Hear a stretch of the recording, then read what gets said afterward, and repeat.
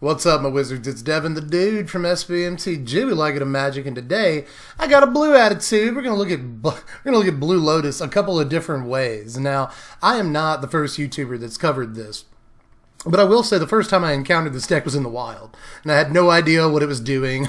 On Arena, I was just kind of like, huh, what is this? This is neat. But since then, I've learned that Covert Go Blue, Mono Black Magic, and I believe Legend are at least 3 YouTubers that have covered this deck and covered it well. So if you want to, definitely go check out what they've got to say about the deck and their games with it and all that. Those are very good videos. But what they've been playing, by and large, is kind of a version of this right here. I've incorporated all of their ideas in some way or another into this. But in case you haven't seen this deck just yet, or you don't know quite how it works, the basic gist of it is that a lot of it revolves around Nyx Lotus. In the late game, or sometimes even in the sort of mid game, this will be tapping for a dozen mana at a time, or even more some of the time, tapping for 15 or 16. So with some untappers like Corridor Monitor, Kiora Behemoth Beckoner, there are turns where you can juice 50, 60 mana out of one Nyx Lotus on the battlefield. You're going to spin that into a huge Gadwick the Wizened that effectively draws like your entire library, and then you're going to play a Thassa's Oracle to win the game. That is the basic combo game plan that we're going with here, but this version of the deck incorporates a couple of contingency plans. You've got Agent of Treachery to spend all of your millions of mana on, and that can win the game for you. Plus, obviously, Cavalier of Gales, great magic card, just a huge body in the air that also draws you cards to help you get more combo pieces.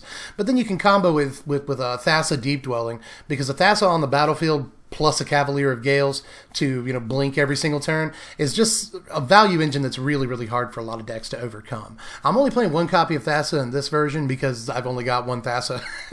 I do have a bunch of Mythic Wildcards. I've got 6 right now, but I'm saving them up for the next Patreon poll to make sure I've got the wildcards for the deck that I need to build. But in any case, often you'll see 2 to 4 copies of Thassa in the deck, again as a contingency plan, a sort of mid-range way to win the game if you can't get the combo going. This version also plays Brazen Borrower for obvious reasons. Great tempo card in the early game, but also provides 2 devotion pips and can win the game through attacking. We've also got Leyline of Anticipation, free devotion if you get it in the early game, and it allows you to do stuff like play Nyx Lotus at the end of your opponent's turn, immediately untap it when you go for your turn. So lots of good reasons why you'd want Leyline in the deck, and you often want to hit it as early as possible too. So that's why all 4 copies, you want to have it in your opening hand. There's also a Fae of Wishes, which is really, really neat. We don't have a whole lot of sideboard options for it, but some of the stuff that we do have is cool. We've got Unsummon, which is often used to pop a Thassa's Oracle that's on the battlefield back to our hand, so we can replay it and then win the game that way. There's also a Manifold Key to have an untapper in the sideboard, as well as a Shadow Spear. We can just put it on a Thassa or a Cavalier of Gales and swing in for a million lifelink. Ether Gust, Negate, obviously should be in the sideboard. Jace, Wielder of Mysteries is another sort of just fetch it out of your sideboard win condition on that turn if you have a giant Gadwick loaded up. Spark Double can copy, again, either Thassa or Cavalier of Gales. Especially good to copy a Thassa and then double blink Cavalier of Gales. Agent of Treachery and Mass Manipulation are just ways we can use all of our mana to win the game. So one Fae of Wishes can sometimes be spun into just a whole bunch of other garbage stuff. But I guess another cool point of this deck is Fabled Passage in a monocolored deck. It does a couple of things. First and foremost, though, what this will do is it'll shuffle your library. If you put 2, bad cards you don't really want back on top of the Cavalier of Gales, then Fabled Passage can shuffle your deck for you. That can be really, really nice. Also, if you put something on top of your library that you don't really care about with Thassa's Oracle, although that doesn't come up quite as much, at least in my experience with the deck. But it is nice to have that. But it also thins your deck so that it's a little bit easier to cast a game-ending Gadwick with just a little bit more or less mana, right? So it also thins your deck so you don't draw up, needless lands if you don't need them anymore. So lots of reasons just to have a thinner in the deck, but mostly it's to shuffle the deck. But this version of the deck costs a little bit over $200 or something like that. And honestly, if I'm keeping it 100 with you, I don't think that it's one of the top decks in the format, even in this fully juiced up steroided form or anything. I think that it does have its bright points. I'll discuss that, but it does kind of fold to decks playing counterspells first of all. And there aren't too many of them, but we don't like decks playing counterspells, and we don't like decks playing the 3-mana Teferi that can just pop Nyx Lotus back to our hand. That's usually kind of a feel bad too. So that's a whole, category of decks that we're not good against. And then there's also decks that are really low to the ground. Things like mono red aggro, which you see a lot of, on the ladders of Arena, all the way up to Platinum, which is where I am now. You still see a lot of mono red. And then there's Rakdos Knights that plays like Rotting Regisaur and Embercleave. That's a tough sell. Same thing with Gruul Aggro that plays Embercleave as well at the top of the curve. These are really difficult decks for us to beat for the most part, but we do punish, mid-range decks, other combo decks, and certain other decks. Things like the Mono-White Heliod or Pridemate decks, we really don't care how much life our opponent gains. So decks that sacrifice a little bit of curve or a little bit of aggression to gain more life like those decks, we tend to be pretty good against. Black-White Pridemate as well, but you still see every now and again. And some other things, like Mono Black Devotion, another good example. Usually, unless our opponent curves perfectly, we can often win the game against more mid-rangey aggro-based decks like Mono Black Devotion, and just straight-up mid-range decks like Fires, we tend to be very, very good against with this deck. So it does punish a certain category of decks, but it falls to a whole other category. Whether it's best of one or best of three, there's not a whole lot of ways you can use your sideboard slots to win the games that you're kind of bad in, right? So I'm not saying that the deck is amazing, but it is kind of the exact sort of deck that I play the game for. 25, 26 years of playing Magic. This is the kind of deck that makes me stick around, right? Like just an insane combo deck that if it gets enough time in the game, it's going to win. But again, this deck is really expensive. So if you wanted kind of a starting point for this deck, or you want to play it at F&M for a much lower cost, or you just don't have all these mythic wild cards or anything, then a better starting point is this budget Blue Lotus list, which only costs about $50 in real life and doesn't use hardly any rare wild cards that it doesn't absolutely have to. You use Thassa's Oracle, Gadwick, and Nyx Lotus because you absolutely have to have those cards. But aside from those 12 rare wild cards, pretty much everything else is relatively easy to come across. Witching Well, Quarter Monitor, obviously, Omen of the Sea. I really, really like Omen of the Sea, and Witching Well for that matter.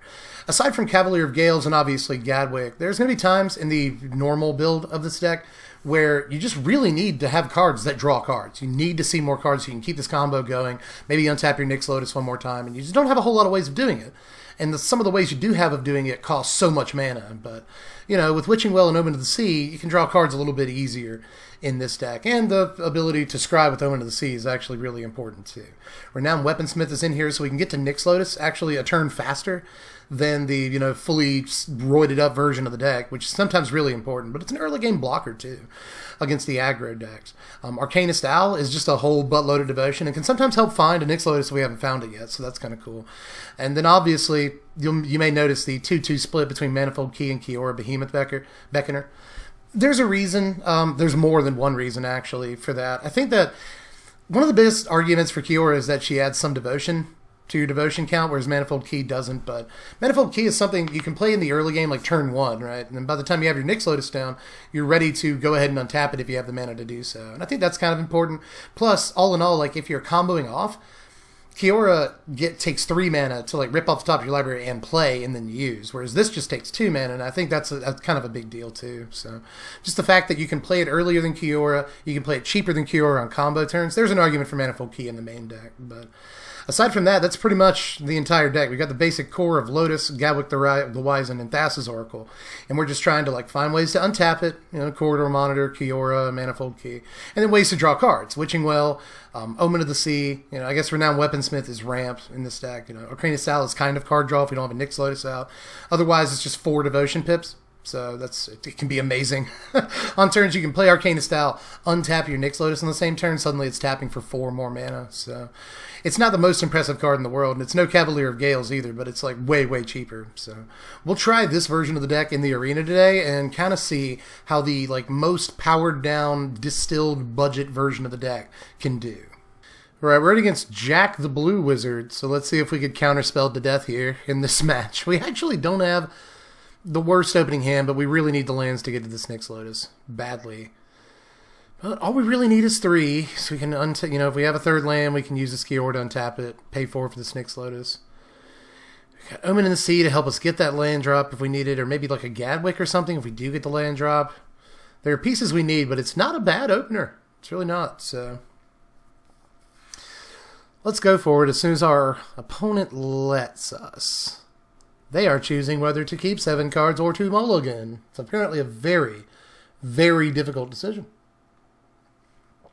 for Jack the Blue Wizard. I wonder if he's playing our deck. It's possible. It's possible.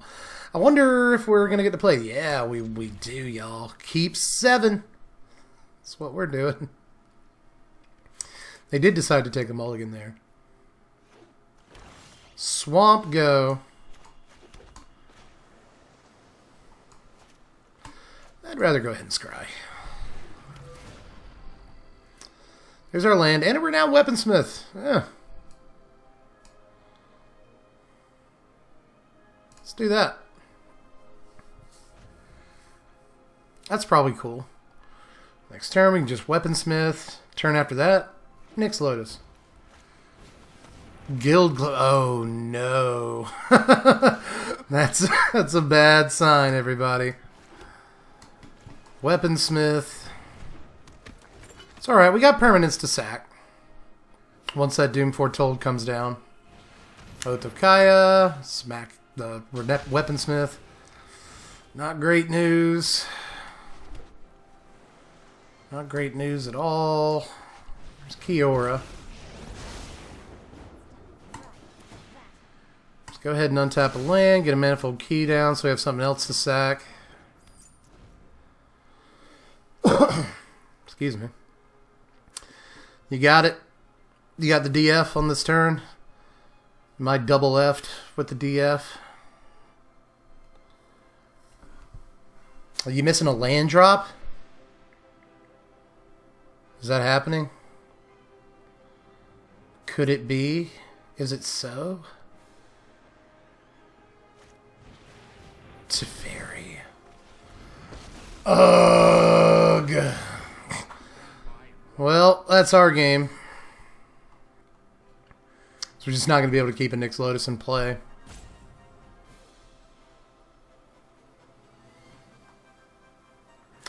I guess there's an argument for just owling this turn. Forcing them to use Teferi on that. Maybe that's what we do. Oh, are you going to do that? Oh, okay. Let's see if that was a mistake. They do get to draw off of it. We got a land. That's pretty cool. So we can go ahead. Yeah, I'm going to shoot my shot. Let's Lotus. Untap it.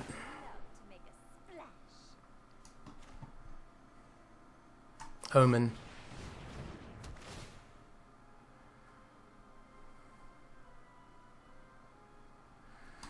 What we really need is a Gadwick.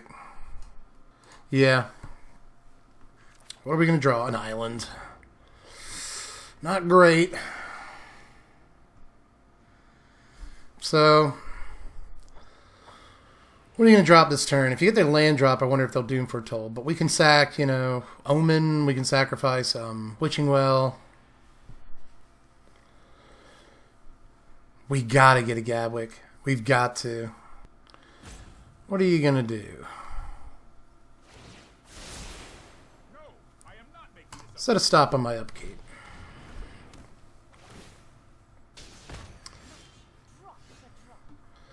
Alright, so the reason I set a stop here is because I can scry or draw cards here.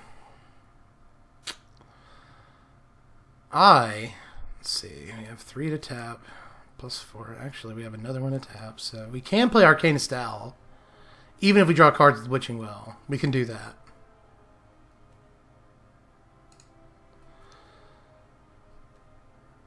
I'm going to do it. I'm going to do it. We've got to find the cards we need. 2 lands in a row? Wow, Guy. Why did you tap my Nyx Lotus? I knew I shouldn't have auto-tapped. Was you another land? What is happening? What is happening? Why did you do that? Oh no.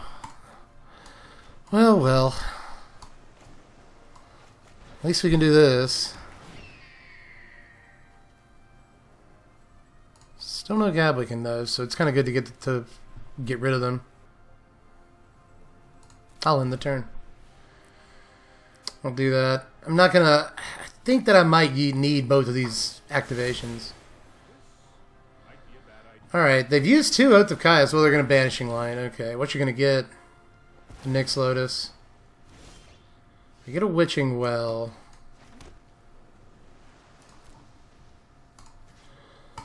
go ahead and pop just a fairy in the chops. Don't really care about my life total. That's fine.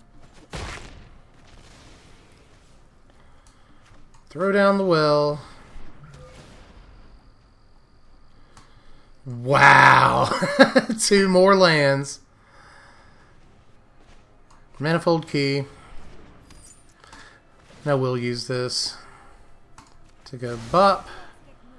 And then end the turn. Opponent still has a bunch of cards in their hand. Sorry for my coughing. Alright, let's Witching Well. Draw R2. Nyx Lotus. Arcana Style.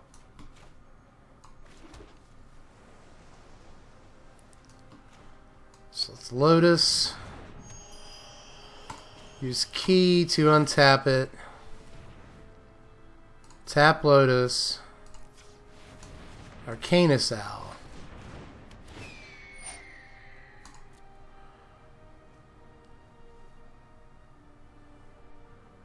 At this point, should I just try to win the game with Arcana Styles?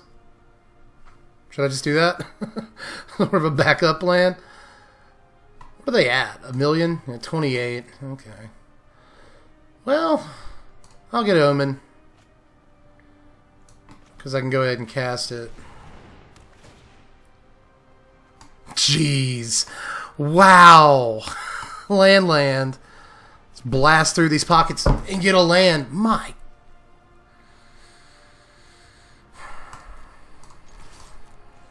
Laugh and the world laughs with you.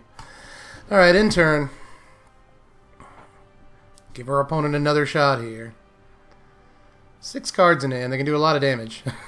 With 6 cards in this deck. They need all their mana for Akaya's Wrath. Okay. Brings our devotion down to 3. My god, we got another land. I guess we have to end the turn. We'll definitely scry.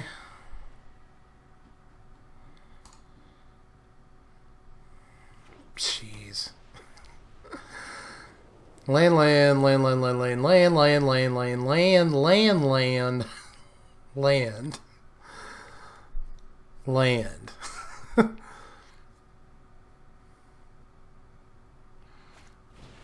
Archon. That's bad news. It's definitely not good news. Alright. Let's sacrifice an Omen. Cutting down on our devotion here. Bunch of garbage. Have we seen a Gadwick yet? What is happening? I'm going to do it again. We have 1 devotion. It's a blue now. My god. Sure. I want the Omen.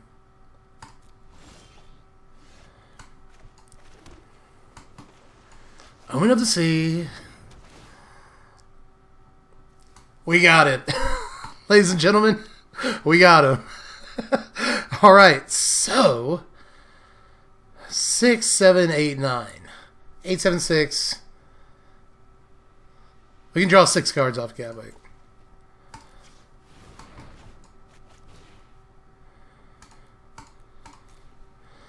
Let's go. Let's go. Alright, we didn't get another Gadwick, which would have been just amazing. But no. Alright, so we got an Oracle Quarter Monitor, Renowned Weaponsmith. None of this is good enough to like keep comboing us off and win the game this turn. 4 mana, so let's bop for blue. Pump one of those into untapping it. Get. Tap it again. Untap it with Quarter Monitor.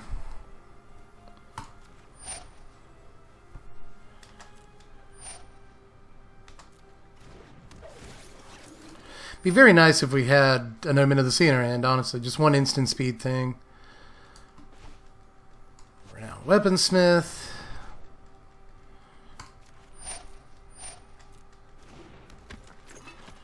3 mana left. Let's go ahead and tap it down. I have 9, 8, 7, 6, 5, 4, 3, 2. Yeah, that's what I thought. Okay. I don't know why I'm going to play that. Let's Renown Weaponsmith.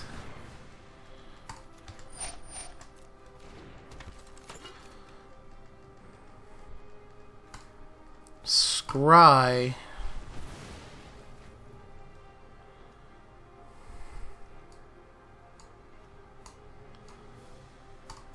Put the Witching Well on top. Thassa's Oracle. I probably should have just put it on the bottom. 4 a bunch. There's the Gadwick. Alright.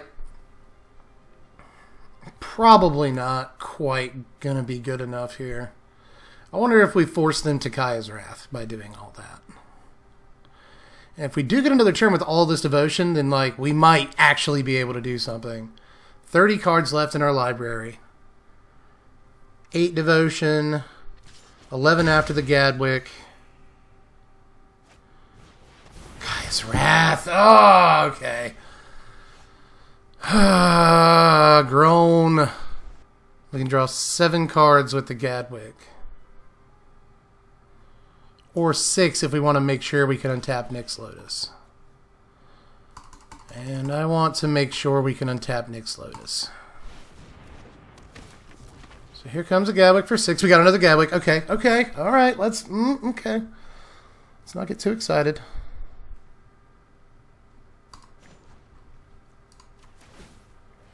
No, no, no! Why did you say... Oh, that hurts. That hurts so good, doesn't it? Oh, why wouldn't it say, are you sure? Like, I was just clicking through because I assumed it was going to say, are you sure? Oh, misclicks for the loss, probably. That extra untap is going to matter so much, y'all. It's going to matter so much. Okay. God, that hurts so bad. Oh, that hurts so bad. Jeezy crazy. Okay.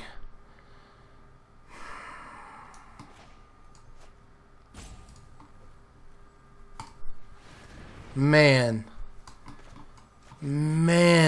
Cranzo. Tap the Banishing Light because we can. Ah, jeez. Missed clicks. Thassa's Oracle. I will draw. Play it. Man, that hurts. I'm going to just obsess on that. But, you know, you shouldn't. You shouldn't. There's a Gadwick. We can put that on top. There's also a Thassa's Oracle that I don't necessarily want to put on the bottom at all. But I will. It doesn't matter. We've got one in our hands, so as long as we can combo off next turn, we should be able to just win. If they don't have yet another Kaya's Wrath. Oath of Kaya. Kill the Gadwick, whatever. That's fine. Still got enough to make this work.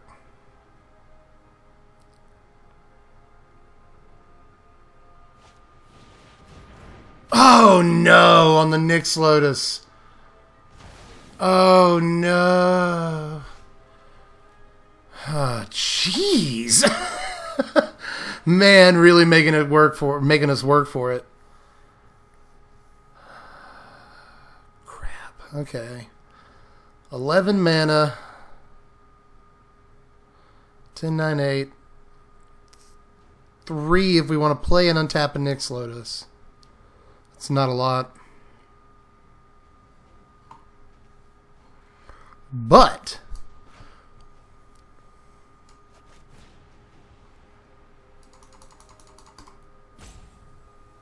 six.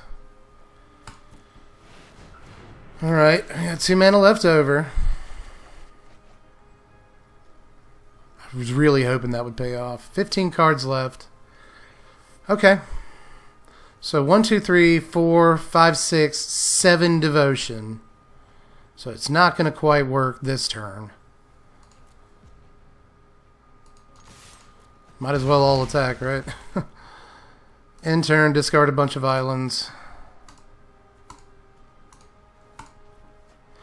Man, if I'd have gotten that untapped.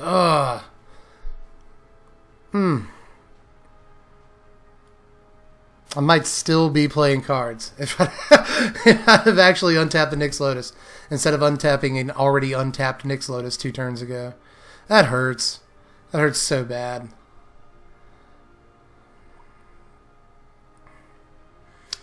But our opponent, like, has got to kill us. They absolutely have to kill us. Because we'll draw Nyx Lotus and be able to untap it on the same turn. Cast Gadwick for most of our library, leave 2 mana untapped, and cast this Thassa's Oracle. We can win next turn. We can.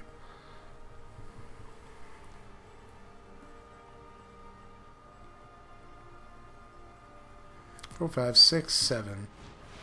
Dance of the Mance.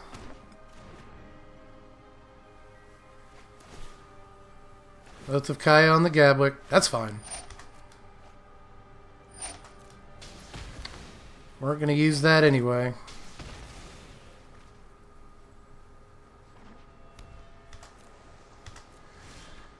Okay. Play a land, we have 12 mana. Let's... Arcana Sal.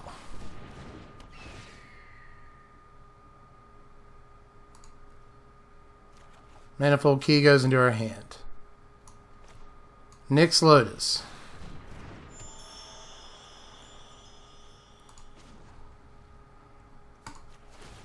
Untap Lotus.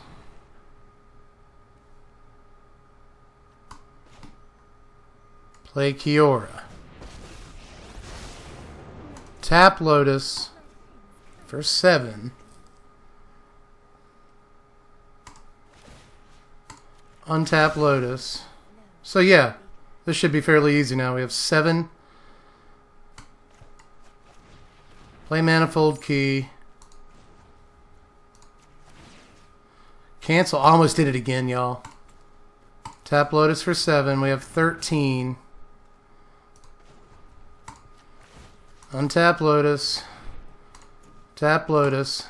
We have 19. How many cards are in our library? 13.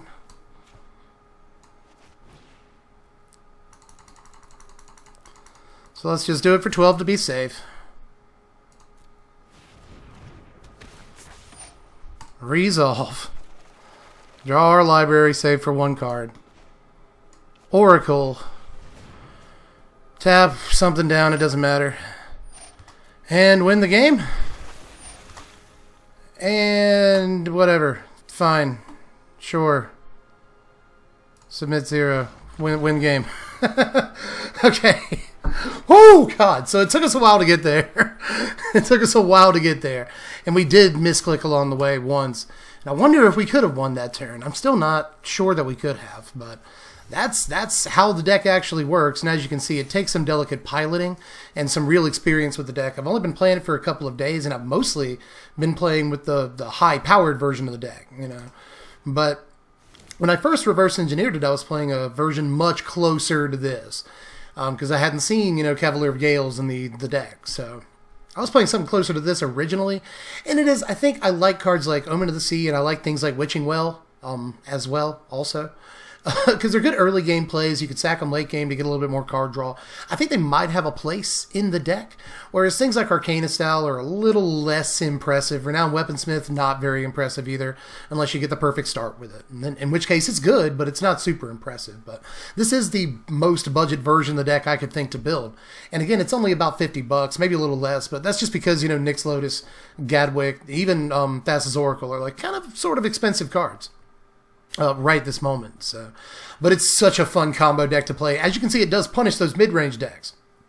That last deck that we played against, which was obviously some sort of Doom Foretold Dance of the Mance variant, had a tough time getting their mana together. You know, they couldn't Dance of the Mance for 1,000,000 at the end of the game like they like to do. But at the same time, like, it is a more mid-rangey deck, and that's exactly what I was saying. Decks like this combo deck, punish decks like that. And I think that last game was a pretty decent example. We had multiple turns to try to combo off. Even when the combo hit a dead end, we were still able to get back on our legs and combo off again, like every turn, was kind of a mini comboing off. But, you know, this other version of the deck, I'll put this one in the description too. If you want the deck list for it. This is the more, you know, powerful, quote-unquote, version of the deck.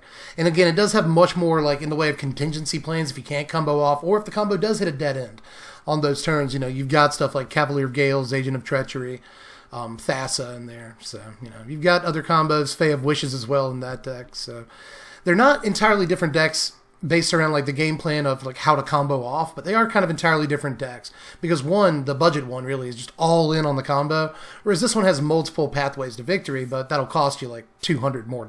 So take your pick. I think they're both like really fun and decent decks depending on like your local meta, your F&M meta and all that. If there's a bunch of Fires decks and all that, then this is actually a really, really good like metagame call against them. So give this thing a shot. At the very least, like build the budget version on Arena if you've got the rare wild cards for it, because it's so much fun to play this deck. You know, just take like 15-minute turns, you know, and it really does require like a lot of careful thought to pilot, and I really like decks like that. So flexing those muscles is always fun. But if you enjoyed it, make sure you give the video a like down there. Also sub to the channel, hit up the Patreon to help vote on what decks we do, just $1 a month. Link in the description for that. Link to deck lists and all that in the description as well. Go over to TCG Player when you hit them deck list link description things and pick up cards there to help me out greatly, as a matter of fact, because I'm commission based now as of the beginning of the year. Haven't told anybody that, but I am officially like commission based, so it really helps me when you get cards from them. So pick it up for super cheap if you want to, or just pick up the good version of the deck and just stomp your local F&M with it, depending on, again, what the meta is. But let me know how you felt. Anything that I didn't point out in this video, any interactions or cards that I'm not playing, let me know down there in the comments section how you feel about the build, how it can be made better, all that stuff. And yeah, I suppose I'll catch you cats later. I'm Dev from the Place. Thanks for watching, my wizards. Spread love and be kind.